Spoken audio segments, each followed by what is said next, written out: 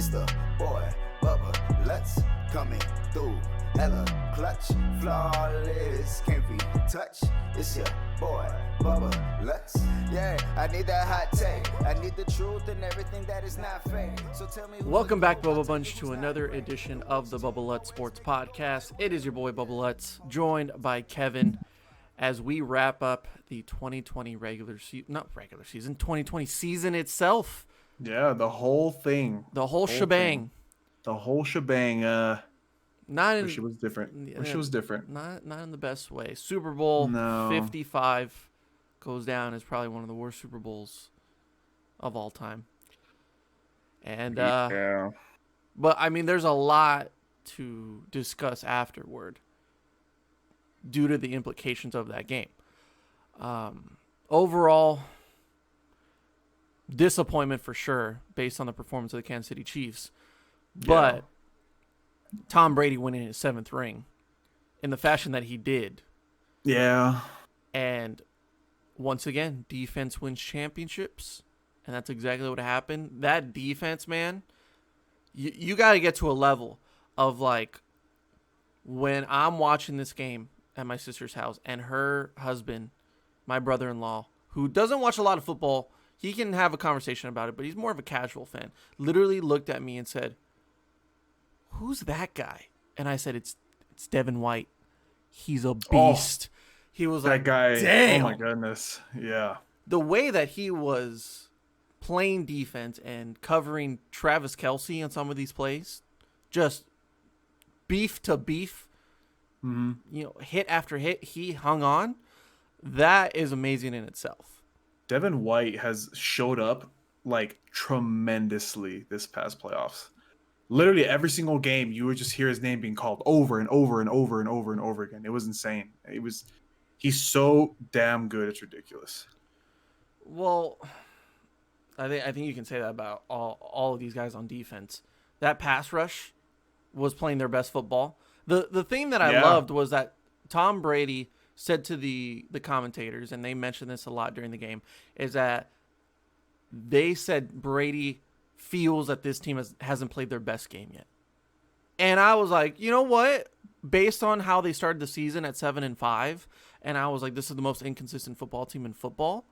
Yeah. And then I didn't even recognize the fact that they were on a heater, 7-0, pounding through the league. And then they went to the Super Bowl as probably the hottest team out of anybody, considering that we were thinking the Packers were, the Bills, even the Ravens had a good run. But, like, what was the thing that we were talking about throughout the season was, like, this team couldn't beat the best.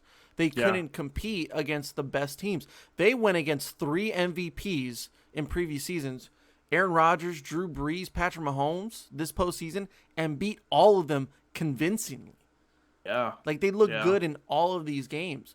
So the fact that we don't have that conversation of like, oh, well, Tom Brady cruised by the playoffs. No, they played every single tough team. Yeah. It's like, oh, he didn't earn this because he just like was backed up by his defense, like Peyton Manning did in his final year in Denver. Well, no. Tom Brady had one of the best passer ratings that we've ever seen in a Super Bowl. I think he had the highest passer rating of any quarterback in Super Bowl history. I may have read that. Yeah, I mean, and not even to mention too that he just looked like literally he looked so composed. He looked like he probably like Stephen A always likes to do whenever he's talking about a quarterback. Man, he was able to step back in the pocket, call Giselle and be like, hey, baby, after the game, what do you want to go do? He said hi to all 3 of his kids, asked them how they're doing, and then was still able to throw the ball. I mean, he just looked like he was having the time of his life out there. I mean, 3 touchdowns in the first quarter, man. First quarter. I mean, I'm sorry, not first quarter, first half.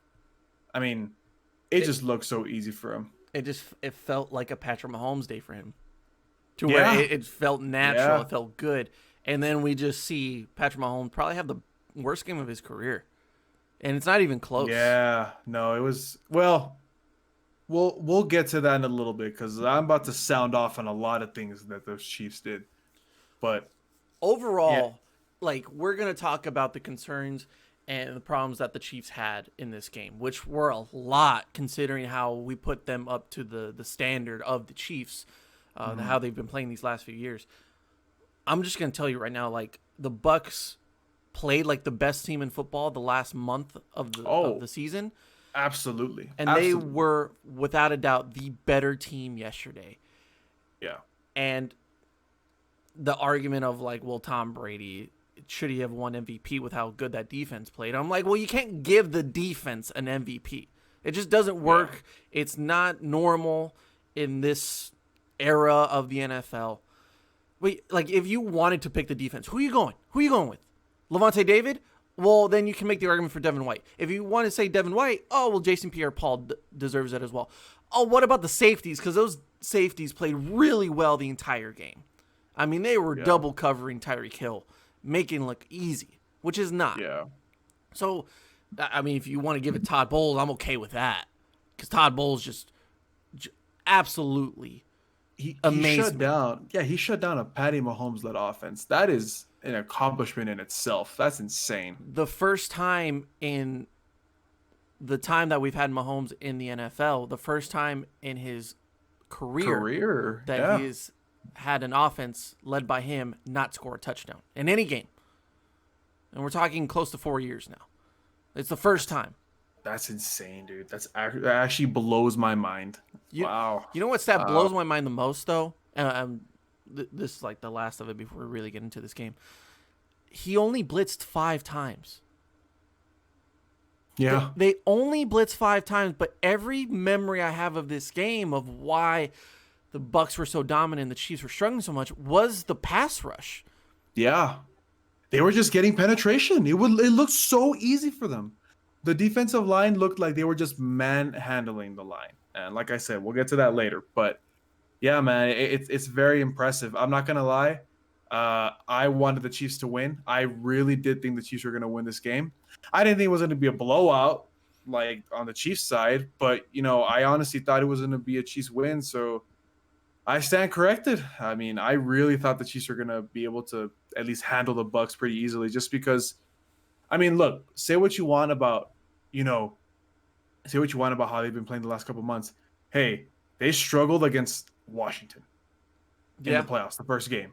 And granted, I'm very well aware that, they went into New Orleans and, they handled business. Not convincingly, but they handled their business. And then they went to Green Bay. I get it. But even in that NFC Championship where Tom Brady threw the 3 touchdowns and then he threw 3 interceptions. Like the Packers had plenty of room and opportunities to come back in that football game.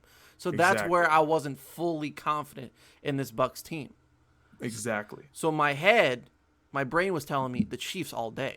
But my heart was telling me, do not underestimate Brady. Do not think that he's going to go down easy.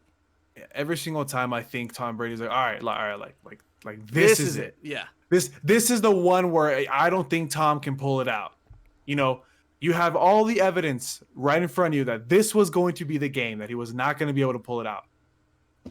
And instead of being able to play, he freaking destroys them. I mean, unbelievable. Looks damn good doing it too. Quite handsome. 43 years old. Would you agree that he has gotten more handsome over the years?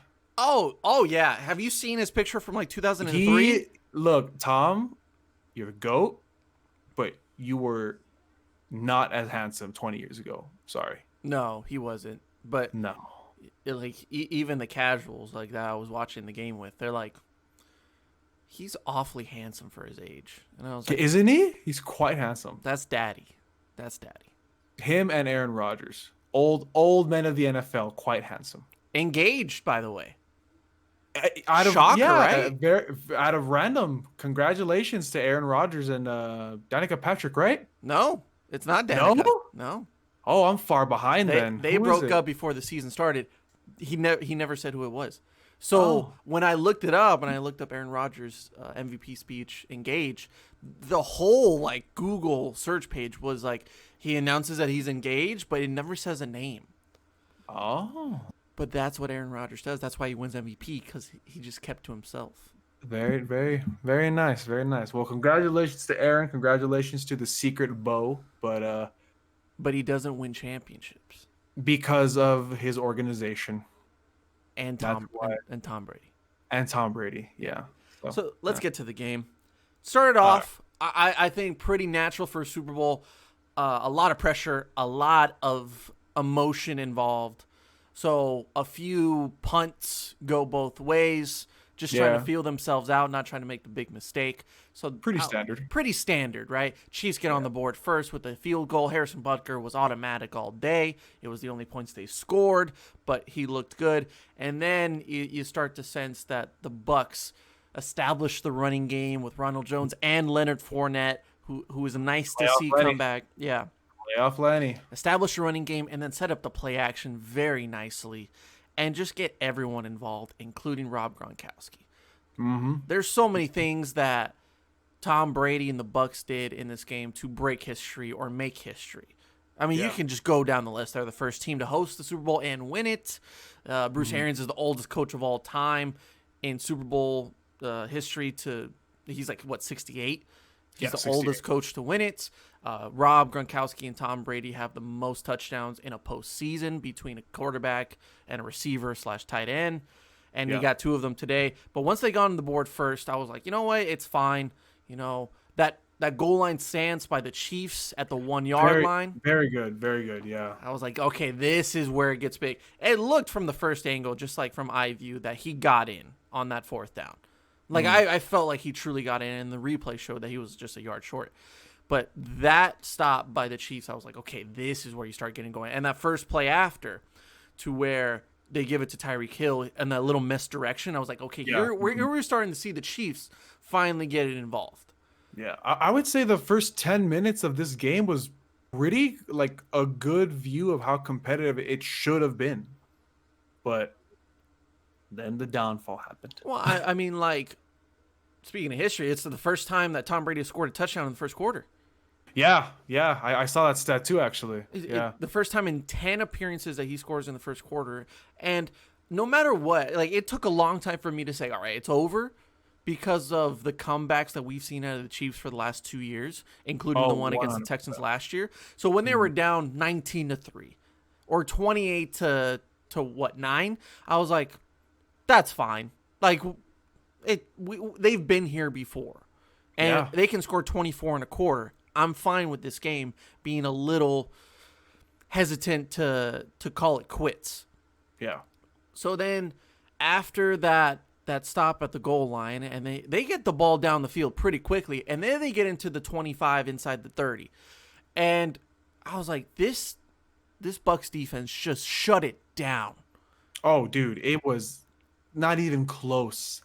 They looked like a brick wall once they got into the red zone. The very few times that the Chiefs ever got into the red zone, it looked like a brick wall. Just they ran into a brick wall. I mean, just like thinking about it just keeps it's mind blowing of how amazing the defense played. What I love is just how important, and a lot of teams should take this in consideration, of how important the secondary is, and especially your safeties. This is the hardest test you could probably have with Travis Kelce and Tyreek Hill, vertical threats, West Coast offenses. This is where safeties shine. And when we saw in the first matchup earlier this season where Tyreek Hill went for 200 yards in a quarter, like this man just blew him out against this same Bucs team, and he made Winfield look like utter garbage.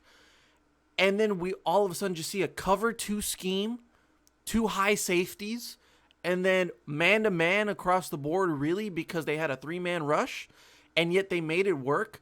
The only times that we've really seen Patrick Mahomes struggle like this, and I feel like Andy Reid or Bruce Arians did a really good job of watching the tape against the Patriots.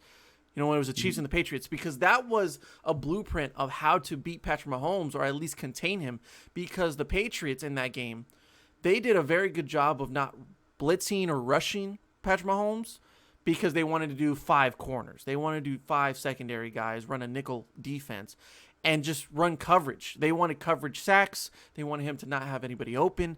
And that's exactly what happened with this defense for the Bucs, is that no one was open. They were being banged up left and right, And yes, there were some plays where Travis Kelce had just the middle of the field open and it was a pickup of 10. Yeah, you'll give him those scraps, but when it comes down to the red zone, good luck, because it's just not going to work, especially how you have your 2 starting tackles out for the game. Eric Fisher tore his Achilles just a few weeks ago. So they had to move around the offensive line. They have no 2 starting tackles that we've seen before. And it just felt like Jason Pierre-Paul and Vita Vea, who came back late this year. Oh, yeah. He had a monster game. Yeah. Huge in this game. And the amount of time that Patrick Mahomes ran outside of the pocket. Like, we've seen it before to where he uses his legs to get the first down.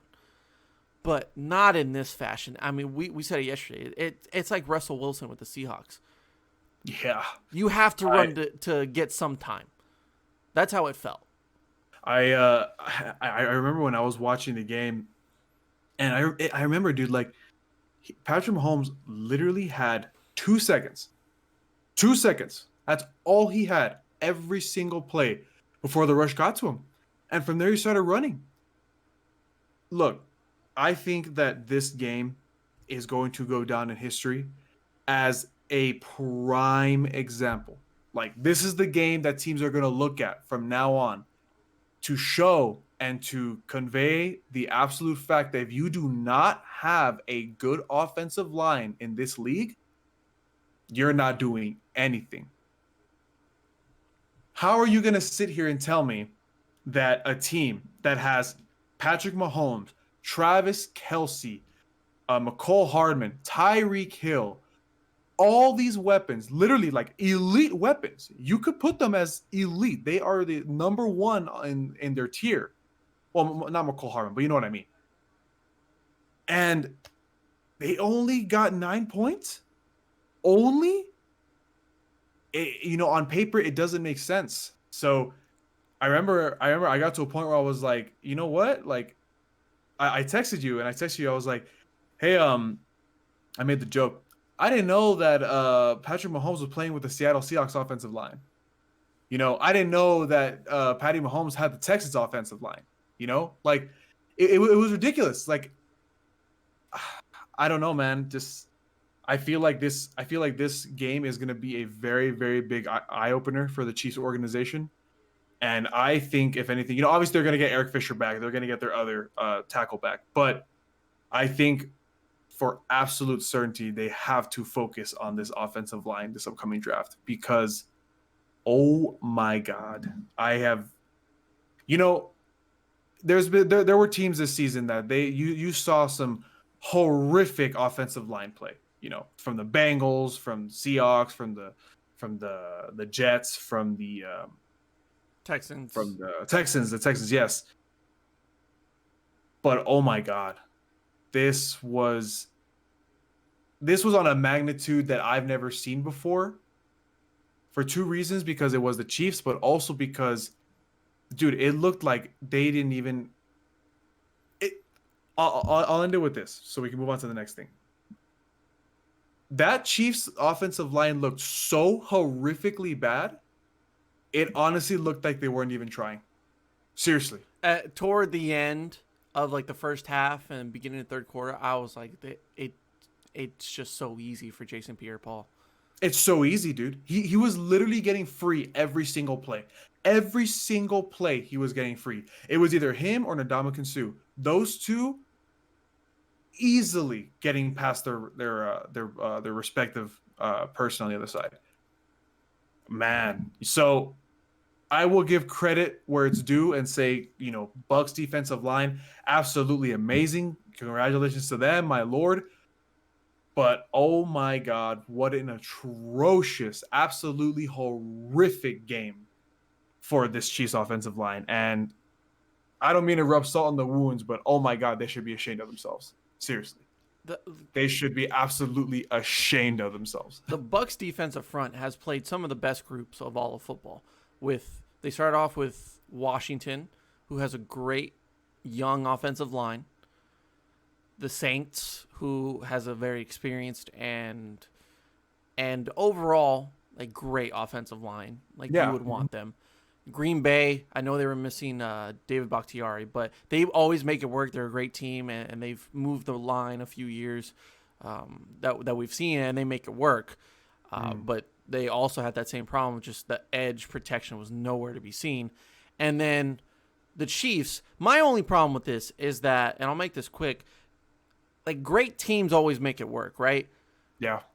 They always find a way to make up for it. And early on, there were some plays to where they gave help to the left side with Travis Kelce, and they moved the pocket. They literally moved the pocket with Travis Kelce and another blocker to where Patrick Mahomes would move out to the left, and it would just be 2-on-1 with one rusher, and that way it gave him time to either throw or rush for the first down.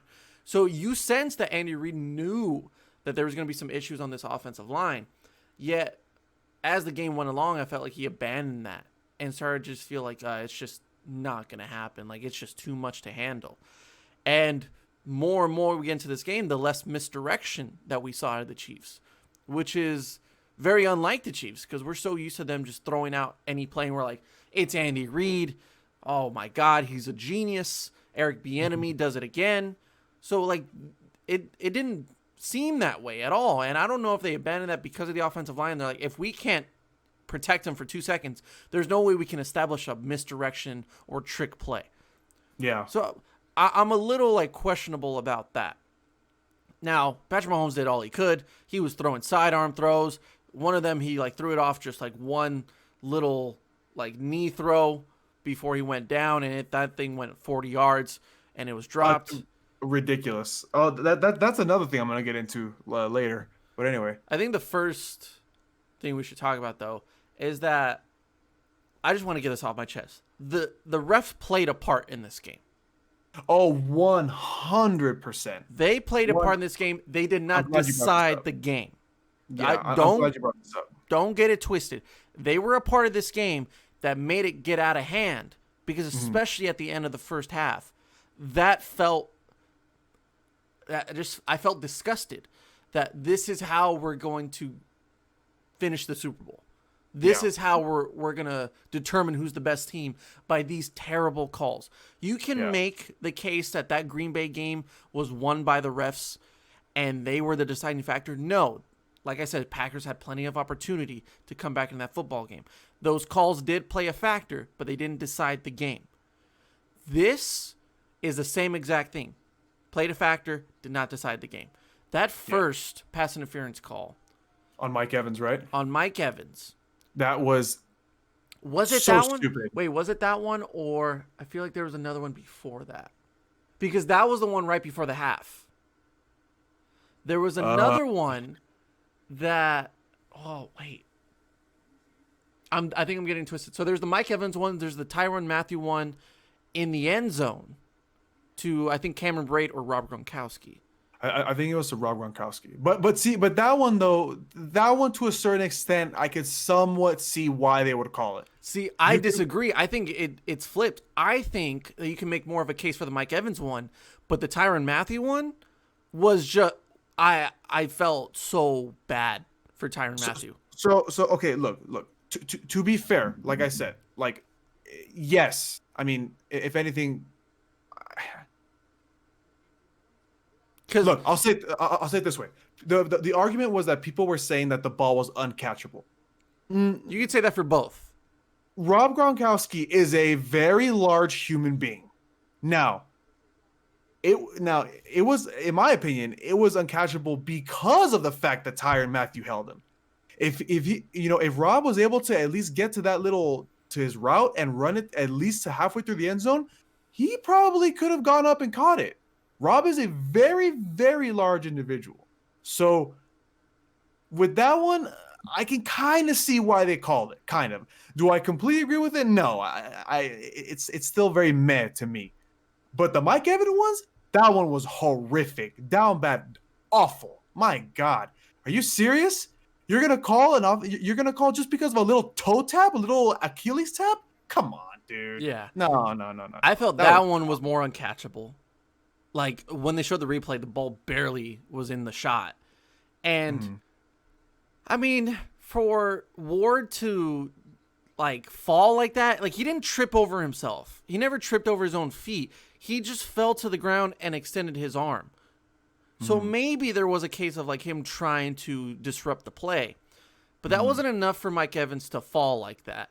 And even then, it wasn't. The ref is right in front of it. And if I'm seeing that, I'm saying that that ball is yards beyond his. He fully extended for that ball, and it was yards beyond that. So to call that, that was horrendous. I think the one after that is worse, because how do we have a crew in a Packers and Bucs game that says we're going to let them play, we're going to let them be physical? Because they allowed a lot to be uncalled on Devontae. On a lot of matchups. Yeah. It was on both sides that they didn't call a pass interference or holding. And then in this one, they were just like, it's not even obvious, but we'll call it anyways. Especially late in the second quarter, knowing that this is a point in the game to where it can really get far from the Chiefs. I see contact. I'm not going to disagree with you. They are battling themselves, but it's both ways. Gronk is also battling with that. But there's no hold. There's no like Rob's not trying to like flail his arms. It's a bang bang play. And I don't think the uncatchable portion of that is what makes it a bad call. I'm just looking at this play in real time, and I'm looking at it in the replay. I'm like, where is it to where he's disrupting it to the point to where it's uncatchable? Yeah, and see, like I said, I can understand why they called this one more than the Mike Evans one, like I said in my argument. But I do have to agree with you, that look, they were both battling to a point where Rob was still running to a certain extent. Like you said, there was no absolute disruption where Rob, he was forced to the ground or he was like stonewalled or something like that. No, it wasn't the case. So I agree. But especially with the fact that it's a mismatch for yes. Tyrann Mathieu, like he has to do something, right? Yeah. Like give him some balance between him against Gronk. Leeway. Yeah, leeway. Like there's going to be contact across the board. But I'm okay with you calling the obvious. I'll let the Mike Evans one slide personally because maybe Ward did intentionally try to trip him. But that other one, I was just like, I was disgusted by it. I literally was like at halftime fuming at that. But what made it okay for me and not just feel like this game is over is that the Chiefs got the ball back to start the third quarter. Yeah. So I was like, okay, like you're down at that point. What was it? 21-6. And I was like, well, that's doable. You score a touchdown, 21-13. It's a one possession game with one of the best offenses we've seen in a very long time.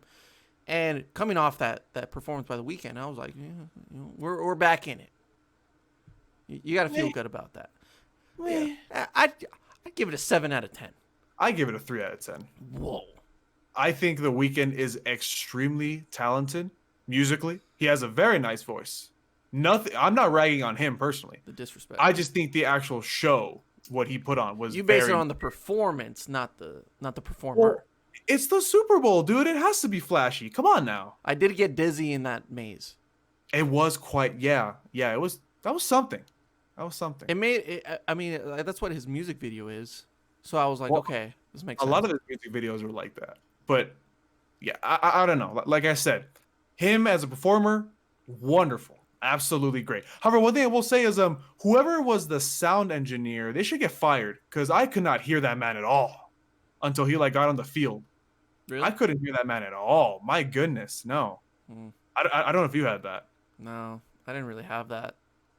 But then again, everybody was talking during the performance, so I'm not the best one to judge. So and plus I was still fuming. But once we got to the second half, there were chances. Oh, there were so many chances. And what really stood out to me was the fact that the Chiefs beat themselves not based on their drives or the plays they were picking. They were making dumb mistakes. Oh, dude, you are reading my mind. One of the biggest issues I had. So, we already talked about the offensive line. We're gonna talk about the defense in a bit, but I'm gonna bring this up real quick. The amount of dropped passes. Oh God, don't get me started. Oh my God. Okay, look. First of all, I am very, very well aware. Trust me, I'm very well aware. I'm not dumb. That sometimes Patrick Mahomes, he is extremely talented and he was still able to throw the ball. If you want to make the argument that, it was a ball under duress, it wasn't a perfect spiral, whatever. Fine. So on most of these catchable balls that were dropped, in my opinion, because of the receivers that are catching them or trying to catch them, there is a little pressure / touch by the defenders, or they're just up in the grill to make it a lot harder, or disrupting the view of the ball coming their way. They have a hand up, but it just goes slightly above it. That's where I'm like, okay, it's not like you gotta catch that, but I've seen you catch it before. Oh, dude, exactly. Like if you're Tyreek Hill, I'm not gonna give you the excuse. Well, yeah. I mean, my whole thing was just like I said, I'm very well aware that some of these passes were not perfect, and it's. I don't care what anybody says. It is very hard to catch a ball in the NFL that's not a perfect spiral, with all these other exterior factors that you just mentioned. But come on, man. Travis Kelce, Tyreek Hill, Mecole Hardman, these are like the best pass catchers in the league. And you're telling me that they dropped almost like 6 to 7 passes? Maybe even 10? Honestly, I don't remember exactly. But I don't think it was that much. But there were, I could see the 6 to 7 range. There were crucial drops. Crucial. Did Patrick Mahomes complete a pass on third down? The last time they pulled up that stat, I remember it being 0-8, and he also had an interception. He did, because of the fact that I remember they had to convert a couple third downs, and they did. Well, a couple. Congrats. They had 3 of 13. Okay, there you go. So those 3 they converted. By the way, the Bucs only 4 of 12. Like, it felt like they just controlled the whole game and they stayed on the field. Well, remember that for some whatever reason, Bruce Arians was trying to get fancy, and they were like bombing on third down. Oh, that's right. I remember that. Is that disrespectful though? I don't think that's disrespectful because you're at home. But yeah, that like when the game's already over with and it's like inside the 2, they literally just chucked it to Antonio Brown, and I said, respect. Yeah. But yeah, no, man. I mean, these like I said, I'm not trying to make this whole big deal, but there were many passes that should have been caught by these Chiefs players. That just tell me, agree with me on this. If that one where he's falling and he's throwing it from his side, and it's just the most impossible throw you can make. It could have been caught. It should have been caught. Yeah. Was it Tyreek? I want to say it's Tyreek. No, I don't think it was Tyreek. I think. Oh wait, was it? We got to check the tapes. We got to VAR it. Was it that one where like after he incompleted like Antoine Winfield Jr. like went up to him and like pieced him in his face? Or was that another one? I think that's another one because that was later in the game. I don't think it was Tyreek then. I think it was either the McCole or that other receiver, Pringle or something like that. That's when I stopped watching. I tried to rewatch it, and I got to the third quarter. I was like, I'm done for. But if that ball is caught, which most likely would have been at the 1 or a touchdown, that is probably even if they lose, that is one of the greatest throws I've ever seen. Oh, absolutely, dude. But guess what? We can't have nice things. We can't have nice things. Brady can. We can have it on a week 7, week 8 matchup against the Bucs when Tyreek Hill goes for 200 yards, but we can't have it in the Super Bowl. Why? Nope. Because we can't have nice things. Daddy Brady doesn't allow it. So drop balls, which were important. The offensive line. Even in the first half, we didn't even mention that in between those pass interference calls, the offsides on that field goal. Oh, yes. That was 4th and 5. And I think it was Charvarius Ward that was offsides. And they had just enough yardage to get a first down and the next play, Gronk gets a touchdown. It's that easy. I think it was when it was 14-3.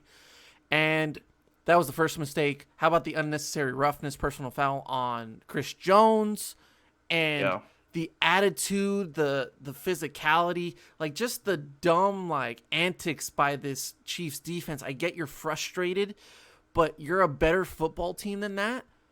And you're not helping your team at all in those certain situations where you're trying to fight the offensive line, when you're trying to get in Tom Brady's face. Looking at you, Tyrann Mathieu. Tyrann Mathieu did not contribute to that whatsoever as far as helping his team. Now, what's weird is that Tom Brady didn't get called for taunting when he's in Tyrann Mathieu's face. He went up to Tyrann Mathieu to say, I'm going to go to you all day long. I'm going to keep going to you. I've been going to you. And then Mathieu gets called for like waving his finger in his face, but they were both antagonizing the argument. No. Or interrogate. What's the word I'm looking for? Instigate. Sorry. And then in the second half, you have a few holding calls, an offsides call. It just was very unlike the Chiefs. Yeah. And they gave up. I don't think they gave up. I just think that because of how frustrated they were, they just couldn't fight together as a team at all. And once you lose that like form of like camaraderie and that form of like fight in a game, you're not gonna get it back. I felt like they like when they had that interception, right? And then it was called back because of a holding. Yeah. That's where I'm like, that was your opportunity. That was it, because you would have gotten great field position and you finally get a turnover. You can turn the tide from here. Yeah. But like I mentioned, like they kind of just abandoned misdirection trick plays that we've been accustomed to over the last few years. And it didn't feel like the same offense. I get it. You couldn't do the same things because of that offensive line. But there was no adaptation to anything else. Yeah, but hold on, though. We're not done yet. This defense needs to be talked about. I'm very well aware that, they looked undisciplined. I'm very well aware that, they got frustrated. But they need to be talked about. That was hands down the absolute worst performance I've ever seen from the Chiefs. Ever. Absolutely. They were 21st in rushing defense. So it made sense for me that Ronald Jones and Leonard Fournette did find openings, and they were getting a good chunk of yardage on pretty much every rush. That offensive line is amazing. I mean, they are just studs on every single position. So allowing those holes and those gaps to open up for the running backs makes sense. Basic football, establish the run. You set up play action. What was weird to me is the fact that we've seen domination out of Frank Clark, Chris Jones, and personally a very underappreciated secondary led by Tyrann Mathieu.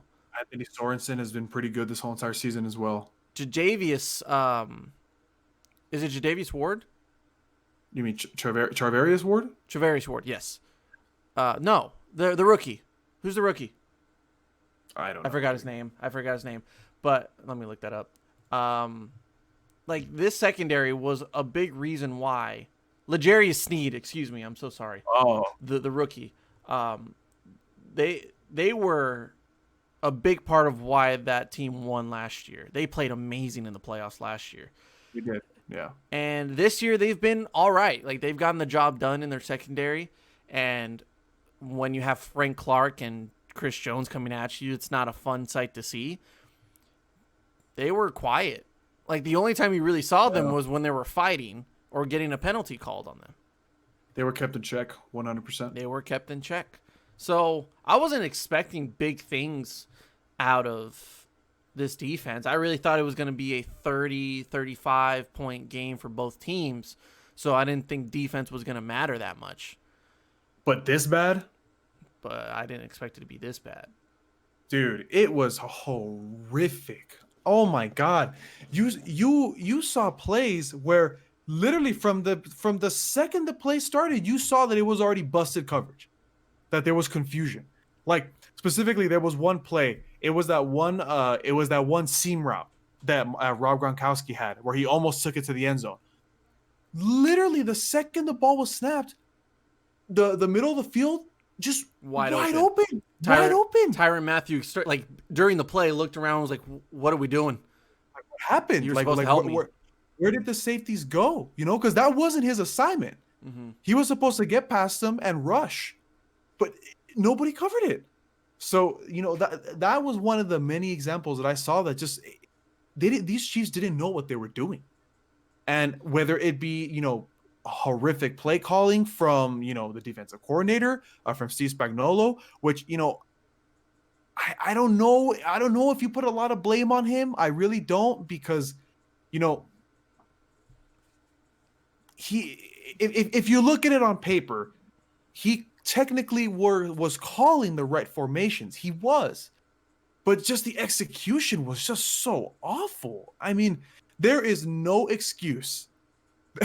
There is no excuse for a 6'5", 250 or like 260, however much Gronkowski weighs, pound tight end to be running down the middle of the field on busted coverage and almost score a touchdown. Mm-hmm. There is no excuse. No excuse. Absolutely no excuse. 31, I don't know, man. 31 points to the Bucs doesn't seem all bad if the Chiefs score that amount. Oh, of course not. Like we wouldn't talk about this defense playing this bad or how controversial it is to the outcome of the game if the Chiefs score the same amount of points. Because then we were just expecting this to happen of like, well, these are two good defenses, but these offenses are just too stacked and too good to not score points. But the fact that Patrick Mahomes and this offense couldn't get it done because of how good the defense is for the Bucs, that's when we look at the Kansas City Chiefs defense and like, oh, they broke when they've been bending this entire time. So this was the worst possible outcome for this defense of like, if we were disguised by the fact that Patrick Mahomes went for 4 touchdowns and 500 yards, no one's going to talk about us. We tried our best. But that's actually a really good point.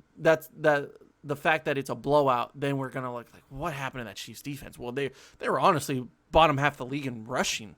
Like they were bad at stopping the run. And I don't think you're going to stop Ronald Jones or Leonard Fournette together. No. So that's actually a very good point, and I will 100% agree with you on that. This game just in general was just a whole. I feel like if anything, this game is the Chiefs left with more questions than anything. Is our offensive line good enough? Do we need to make adjustments on defense? I love Eric Bieniemy. I love him with all my heart, and I do think he will have a coaching job by the beginning of next season. But that was not by next season, or maybe 2 seasons from now. I don't know. We'll see. But this game was very concerning. You're telling me there is absolutely no way you could have made an adjustment? No way, because it looked like there was no adjustments made at all. Not to the offensive line. No, I'm not saying that, out of nowhere, Patty was going to throw a 60-yard bomb target. No, I'm not saying that. However, you're sitting here and you're going to tell me that there was no possible way that, what is the simplest offensive adjustment anybody in the NFL does when you see that the offensive line isn't working? What's the first thing you do? First thing, tell me. Bring in a tight end for extra blockage or an extra running back. Bring in a tight end, double running back set. Or if you want to do play calling, quick throws. Don't let throw it to the flat, throw it down the middle, just an in and come back route. Something. But no, you saw it sometimes. Like they would, like on that first drive of the third quarter, like they ran down the field like it was nothing because they just dumped it off to Travis Kelce for the quick first down. He wasn't picking up the entire.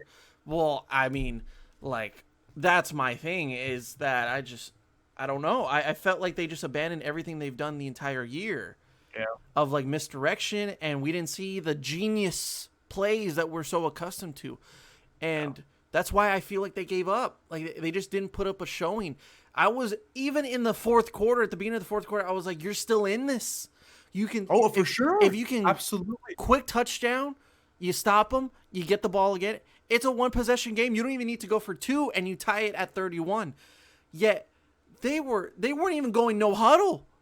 They were still huddling it up and they were like, all right, guys, let's get it going.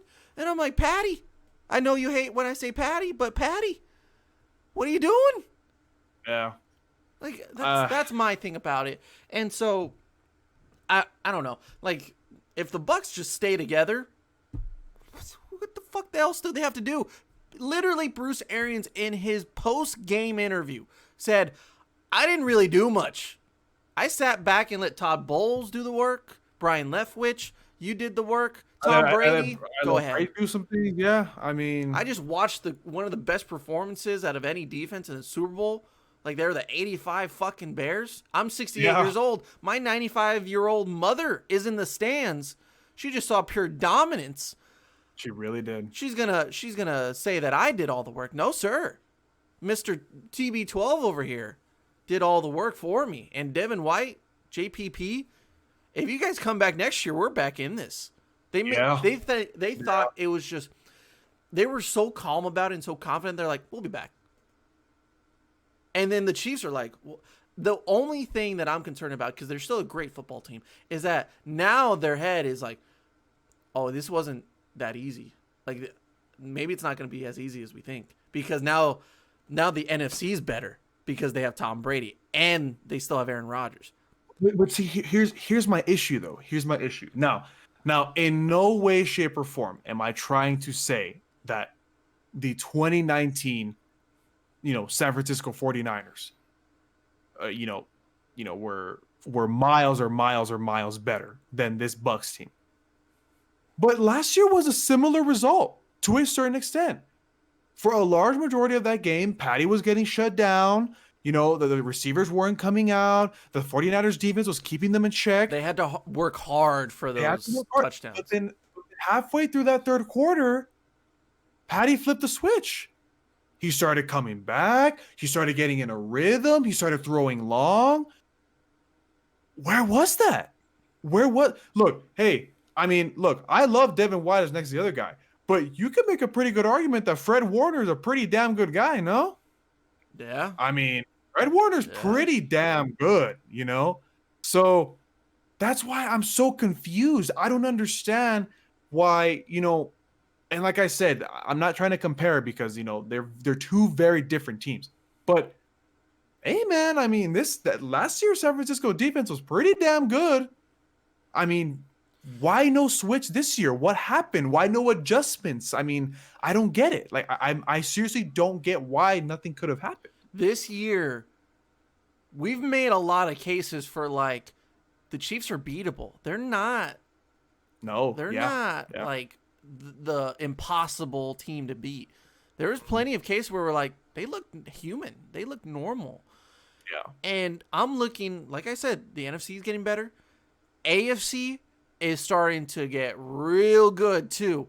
Like they squeaked by the Cleveland Browns because it was really close to going the Browns' way in that game, only because Patrick Mahomes was out. But the Bills are going to be better. The Browns are going to be better. The Ravens, if Lamar Jackson can just please progress his arm, develop that arm at least a little bit, that team is dangerous.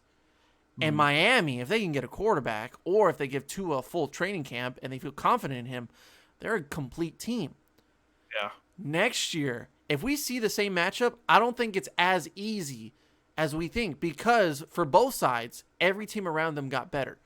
So next year, if we see the Bucs and the Chiefs again, I think the Chiefs are going to be like, we're not underestimating anybody at this point. We worked hard to get here, not like we did last year. We cruised by the regular season.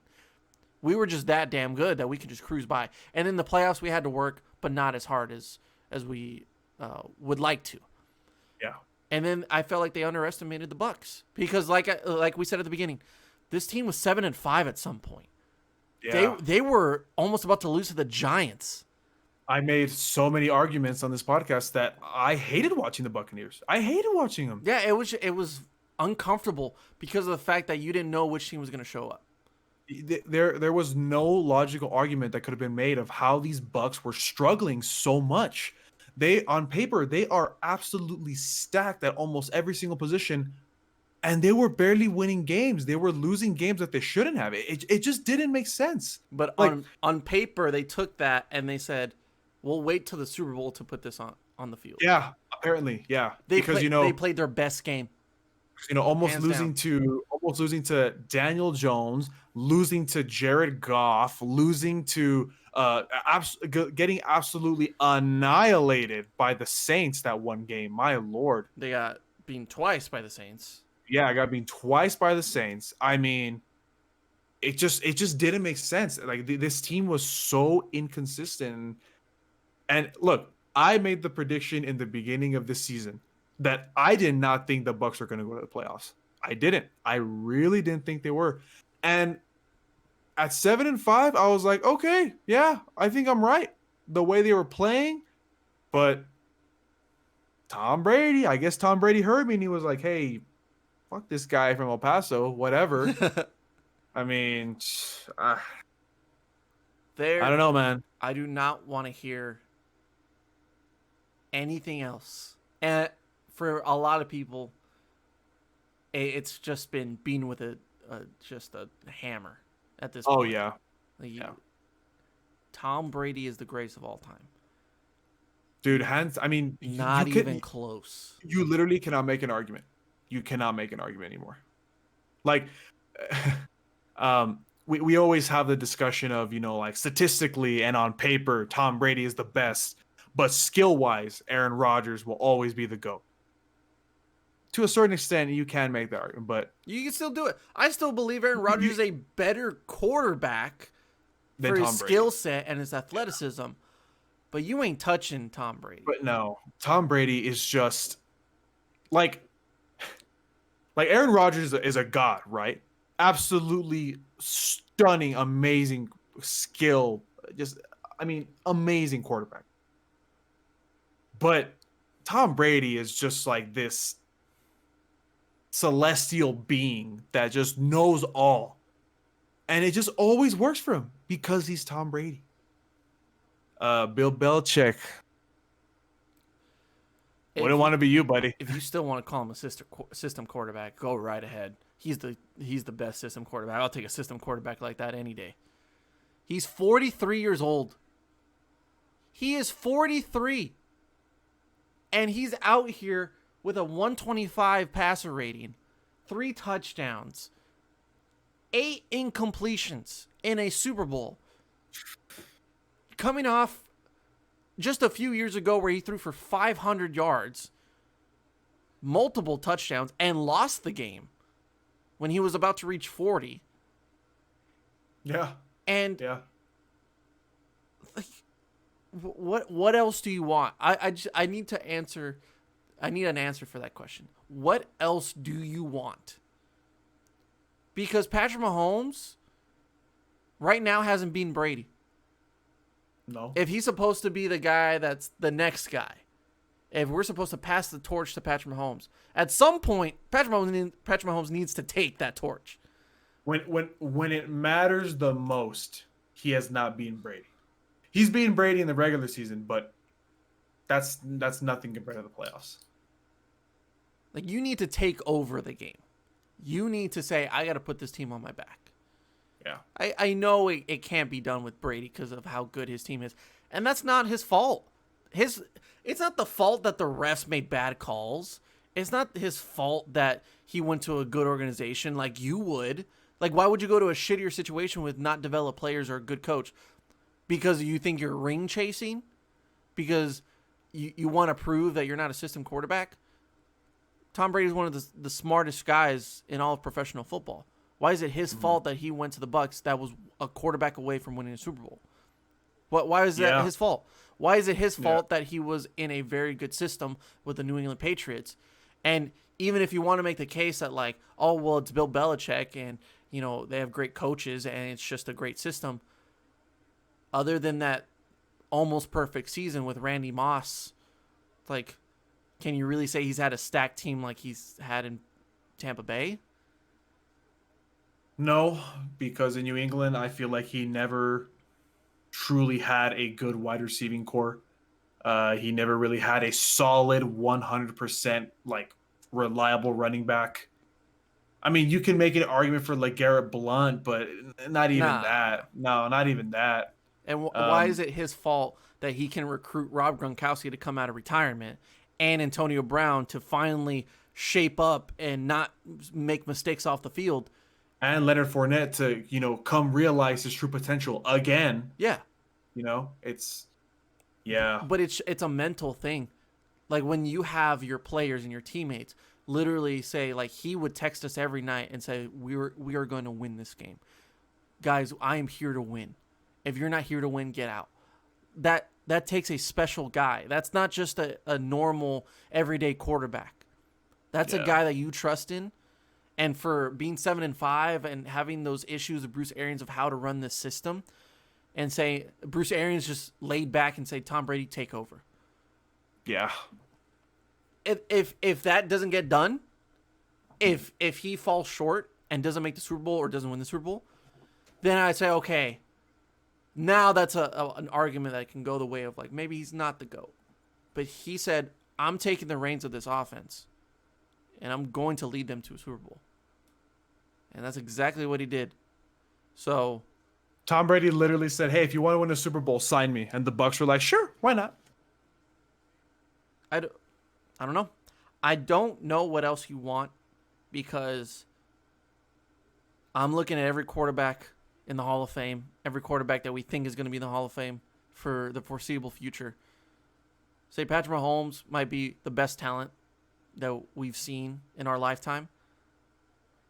But even with that talent, I don't think he'll ever reach 7 rings and 10 Super Bowl appearances. No. I mean, Patrick Mahomes will win multiple Super Bowls. He will. We all know he will. But Tom Brady status? No. And he's not done. What if we come back this time next year? What if we come back? The same conversation. A year to the day, and we say he's won his 8th Super Bowl. And he's gone to 11. And at 44 years old, he is still throwing for over 4,000 yards. And he has a passer rating of 125. What then? I don't know. I'm getting avocado ice cream for days. I'm getting the TB12 method book. I'm buying all the merch. Yeah. I would move to Tampa. Okay, hold on. But before we end the podcast, there's one thing. Come on. You got to admit it's getting a little boring. I would like to see... I want to see some new champions. Wouldn't you agree? No. Really? You like this? After yesterday, I want to see how far he goes with this. No. Tell me that he said that he wants to play past 45. Kevin, at 46 years old, he wins his what? Technically, it'd be like maybe his 9th or 10th Super Bowl. 10th Super Bowl. And he could have won 3 more. Wouldn't you just want to see how old he can get? No. Yes. I want to see new champions. Goddamn. When we're 60, 70, and we were just talking about this, how like it's gonna be Madden 57, whatever video game comes out that year, and how trash it'll be because of the EA like they always are, and the realistic looks terrible, or it's NFL 2K 14. Oh, hopefully, because that's the better game, right? Imagine we're at that, and our kids, our grandkids, are playing with Patrick Mahomes the 4th, because those kids are going to be Olympic stars, and then they're like, "Oh my God, he's so good! He's a 99 overall. No one can touch him." And I'm like, "Let me sit you down for a second." At Super Bowl 60, Tom Brady beat Josh Allen for the 4th time in the Super Bowl to win his 11th Super Bowl and his 16th MVP. I don't know. Kid, you don't know about greatness. You don't know. Look, man, I'm not trying to disrespect. All I'm saying is it would be nice if we have a new champion next year. Please. That's all I'm asking for. If you want to give me a Tom Brady Super Bowl every other year, fine, I'll take it. But give me something new, man. Come on. This is getting a little old. It's getting a little old. Give me Tom Brady and Frank Gore Jr. as his running back. I would love that. Actually. That's how far I want to go with it. I when it comes to me, this is getting to a point where it's becoming Alabama. I mean, it's easy in college, though. It's easy in college. It is easier in college, but still, it's like, come on. You're gonna sit here and tell me there's no freaking way that another team can beat Alabama? They can't? Come on, son. I never got to watch Michael Jordan play. I probably wouldn't have anyway, but still. If I could travel back in time, I'd go back to watch Michael Jordan play. Just to know what it feels like to watch the greatest. We're doing that now. I would say ask any NBA fanatic that watched Jordan in his prime. And they said he was amazing. He could have done more. He had that year that he went to go play baseball. And he was good at it too. He was good. If the Bulls would have stayed together after 97, if it wasn't for the debacle that was their organization and trying to get rid of everybody, imagine how many more they would have won. I don't want that feeling with Tom Brady. I want it to be he won every single time. Let's want Tom Brady to literally be like a withering speck of dust still throwing for 500 yards. I got to watch Brett Favre play until he was 41 or something like that. Yeah, he was 40, and I was 41, 42, yeah. I was like, look at this old man go. Look at him go. Proving everybody wrong. That And he was still balling. He could still sling it, right? What if Brady gets to 50? What then? He is not going to play at 50. He's not. I want to see it. I want to see it so bad. Even if he plays for the Jets or the Vikings like Brett Favre did. But when you have a player that is more likely to win a Super Bowl than Steph Curry is to hit a 3-point shot, how can you complain? Well, look, all I'll say is this. He has 1 year left on his contract. Let's see what happens next year on February 8th, 2022, on this day. And we'll end it like that. Well said, Kevin. Well said. What a king. And the king sits on his throne once again. Thomas Edison Brady. I don't think that's his middle name, but we'll go with it. If it is to be, it will happen. This will do it for episode 213 of the Bubble Up Sports Podcast. We'll see you next time. Yeah, hold on. Tell me who's your top 5 quarterbacks right now, dead or alive, huh? And how much do you care about a ring if the best player got carried by the team? Now, would you lose if it been a better draft pick? And do you